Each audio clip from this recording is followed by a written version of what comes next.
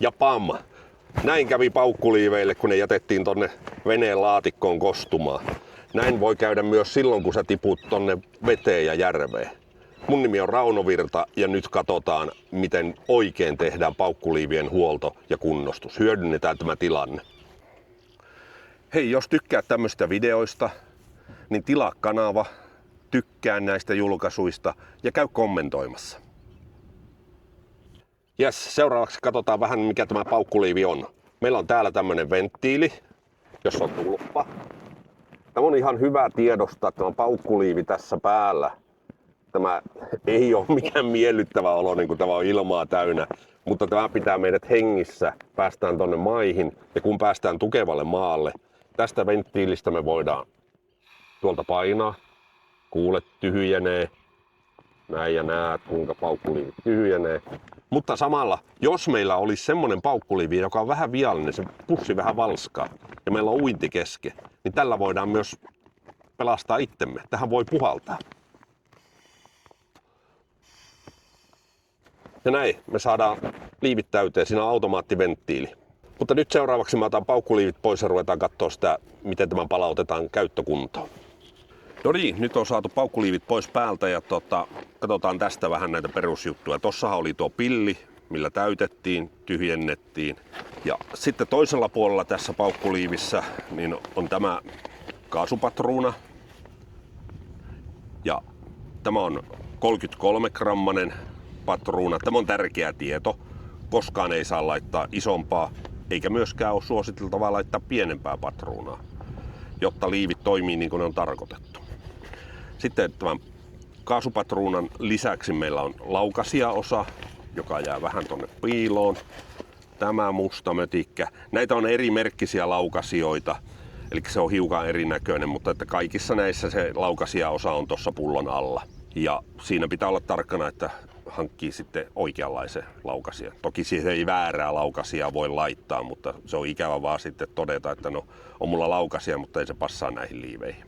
Mutta tehdään nyt sitten virallinen huolto. Mä oon valtuutettu, koulutettu tarkastaja, huoltaja ja saan tehdä tämän virallisen huollon näille liiveille. Ja kaupallisessa käytössä koskee muun muassa kalastusmatkailua, kun me käytetään asiakkaille paukkuliivejä, eli tällä automatiikalla varustettuja pelastusliivejä, niin nämä tulee tarkastaa vuoden välein.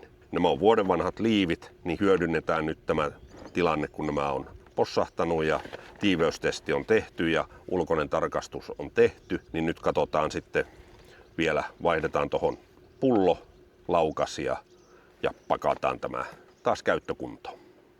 Tyhjensin tuosta paukkuliivistä ilmat pois. Ja nyt seuraavaksi me sitten hyökätään tänne pullon ja laukasijan kimppuun, eli lähdetään vaihtamaan. Pullo irtoaa ihan helposti. Tässä on tämmöinen tuki tälle pullolle, niin siinä on näyttää olevan tämmöinen kumilenksu, jolla se tukeutuu tuohon. Sitten vaan otetaan tuosta rungosta kiinni, se näkyy tuolla. Rungosta kiinni ja sitten vaan kierretään pullo auki. Näin. Ja tuosta me nähdään, että pullo on käytetty, tuossa on reikä. Jos me otetaan tuosta verrokiksi uusi pullo, niin se on umpinainen tuo kärki. Siinä on vaan paikka sille, mihin se reikä sitten tulee. Ja tärkeä tieto, tuolla oli se 33 grammaa, mikä täällä paukkuliivissäkin pyydetään ja mikä irrotettiin. Mutta älä laita tätä uutta pulloa kiinni, vanhaa laukasijaa. Se puhkaisee tämä uuden pullo. Pitää irrottaa myös tämä vanha laukaisumekanismi täältä. Tämä irti, tämä nyt on punainen, niin se on käytetty. Se on possahtanut. Eli otetaan vanhat osat irti. Otetaan sitten täältä pussista tähän paukkuliiviin sopiva uusi laukasia. Ja täällä nyt nähdään, äsken se nappi oli punainen, niin nyt meillä on täällä vihreä nappi. Se tarkoittaa, että tämä on toimintavalmis käyttämätön laukasia. Sitten tonne runkoon, joka on täällä muovisuojassa. Itse asiassa tässähän on tarra, niin tämän saa. Näitäkin on jo vähän joka liivivalmistajalla oma tapansa. Täällä on ohjeetkin, miten tuo tehdään.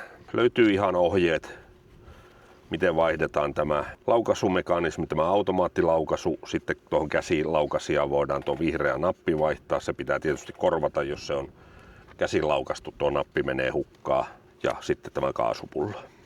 Tosta vaan lähdetään nyt sitten kasaamaan tämä uudelleen. Nyt näkyy tuo runkokin paremmin kuin hoksasit, että tässä oli tarrakiinnitys. Tuossa on tuo käsilaukasumekanismi. Tästä kun vedetään, niin tuo vihreä lentää pois ja se laukaisee tämän kaasun sitten. Kierretään uusi laukasia paikalleen ihan vaan tuohon noin. Laukasiassa muuten näkyy sitten tuo päivämääräkin. Nyt se on ylösalaisin, mutta 11.28. Sinne asti tuo on niin kuin käyttökelpoinen. Ja laukasijathan pitää niin kuin uusiakin vähintään 3 vuoden välein. Että tässä nyt on vielä reilu 2,5 vuotta käyttöikää tällä laukasijalla. Nyt meillä on uusi laukasia siellä kiinni.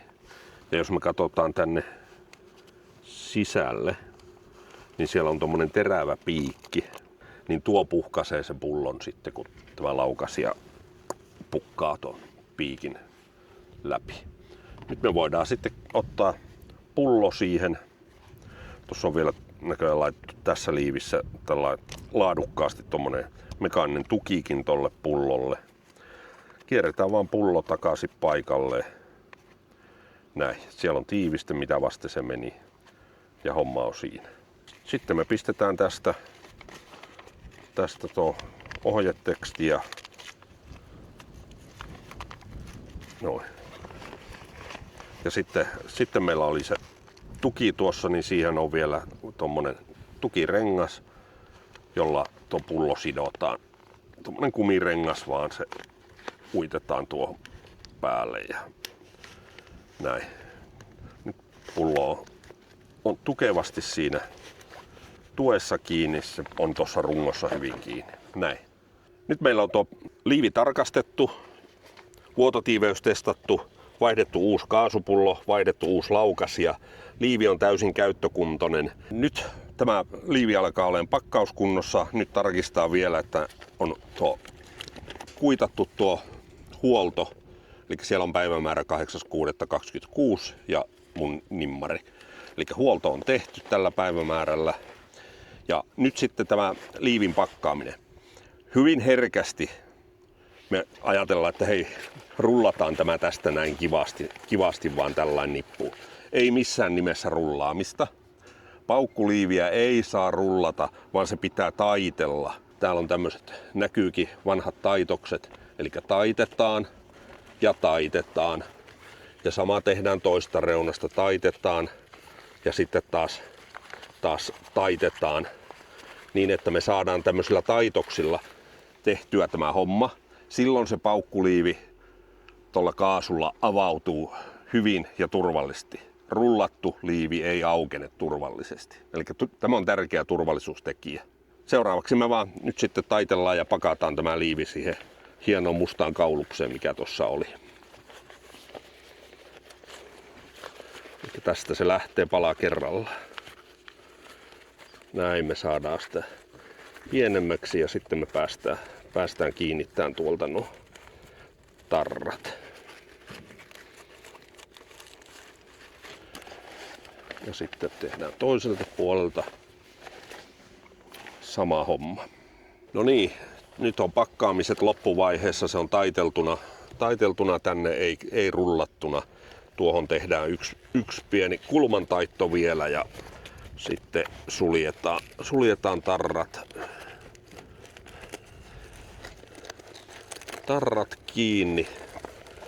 Nyt meillä on paketti. Tuossa näkyy vielä tuo pillikin, millä voi puhaltaa apua sitten koska kylmässähän meillä menee vihellyskyky, vislauskyky, niin tällä se ääni lähtee sitten. Eli voidaan hälyttää apua, jos ei pystytä enää huutamaan. Nyt vielä tämmönen silmämääräinen tarkastus. Täältä löytyy vielä kohta, että ei ollut tarra kiinni, niin pistetään kaikki huolellisesti kiinni. Noin. Katsotaan, että kaikki on kunnossa. Tarrat on kiinni. Näin. Meillä on liivi käyttökunnossa. Tuo pilli voidaan laittaa tuohon nauhaan takaisin kiinni ja työnnetään sekin tonne sisään, ettei meillä ole turhia naruja tossa roikkumassa, eli pakataan se ihan tuonne vaan tuolla ja pannaan sekin tarra kiinni noin. Nyt meillä on liivit käyttökunnossa, ei muuta kuin liivit voi nostaa päälle tai laittaa säilytykseen odottamaan seuraavaa reissua. Kiva kun katoit, moi vaan!